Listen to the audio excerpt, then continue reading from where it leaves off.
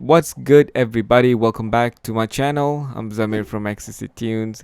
In this video, I'm going to show you guys how to organize your samples. Sometimes when I'm not feeling creative to produce a song or compose a music or anything musical related, I'll push myself to sit and compose something. Okay, it can be a 4-bar loops, it can be a 2-minute songs, it can be any random musical ideas. It may be good, it may be not, okay, but I will make sure that I will do it on a daily basis. So that's what I did today. I create a simple sample. I'm gonna show you guys how I organize my samples and store it in a location where I can find it easily when it's needed. Okay, so let's go ahead and get started.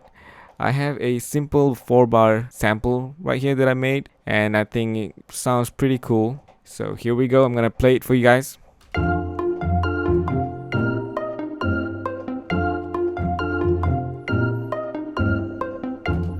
Okay, it may not be the greatest loops ever, but I feel like I can use them. I can chop them and manipulate them later when I'm in the mode of making a beat. Right, so I have this 4-bar loop, and there's two ways that you can render audio and save it in a drive straight from Cubase. So what I do, I just select all of them, right, and then press Shift, right click, go to render in place, and go to render settings.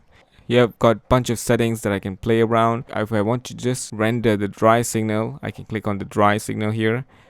If I want to render with the channel settings, I can click this one.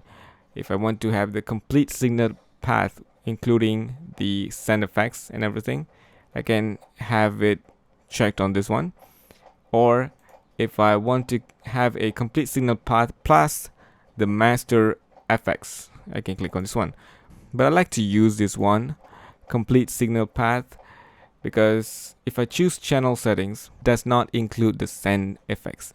So sometimes when I have some sound effects already added to these loops, and when I'm rendering it, if it doesn't include the sound effects, it's gonna affect the sound. But you can, of course, play around with whichever that you feel like. Okay, and the next one is the tail mode. I like to keep it like 1 second. And of course bit depth, 32-bit float.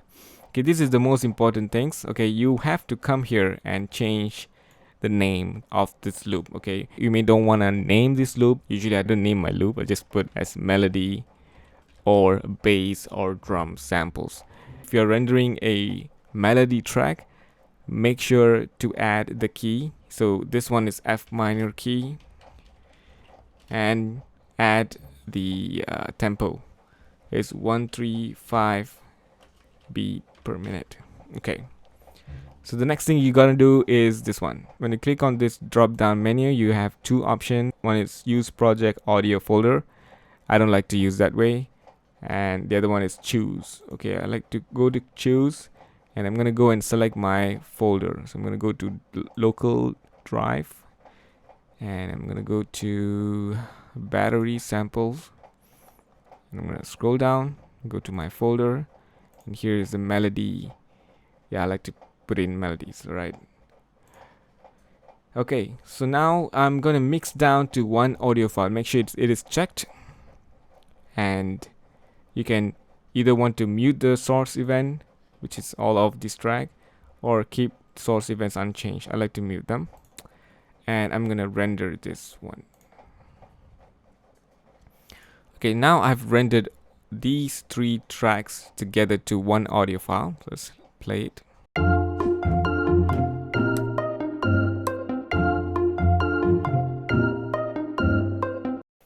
Okay, so like I said before, there are 2 ways to do this. One is by, of course, the render file. The other way is I'm gonna show you guys in a couple of minutes. But the reason why I do this with the render settings is because I want to keep this audio track within this project window, because the next time if I want to work on this track, I can just open this project file and work on it, right? There may be some days that I don't want to render it and add it into the project file because I might be doing other types of music that day, and suddenly some kind of ideas just spark in my mind, and record it quickly so that I won't forget it, and I render it and store it in a different location in my hard drive. Okay, So let's go ahead and do that. Go to File, go to Export, go to Selected Events.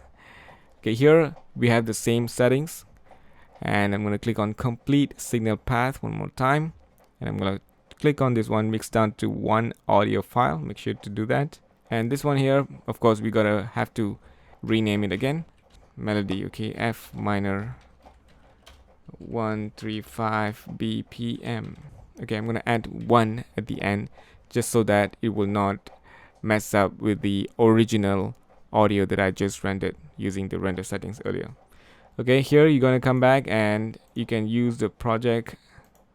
No, I made a mistake.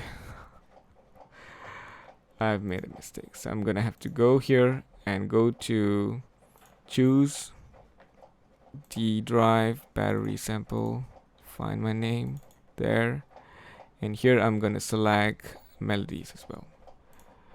Okay, so now when I export this one, okay, the audio is not rendered and put it in the project window, which is good. So I'm gonna go to the media, go to file browser. This is the battery samples. Let me enlarge this one. Okay, so you have this battery sample. Let's scroll down, look for my name. There you go, melodies. So here I have the samples that I just rendered. So both of them are basically the same sample. Okay, I'm gonna just drag it and drop it in the project window. Okay, so let's solo this.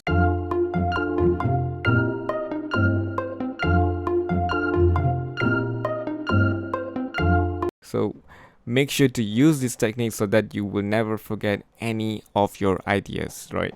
So just keep recording it. Make sure to use your music muscles on a daily basis. Keep your samples organized because you will need it one day, all right?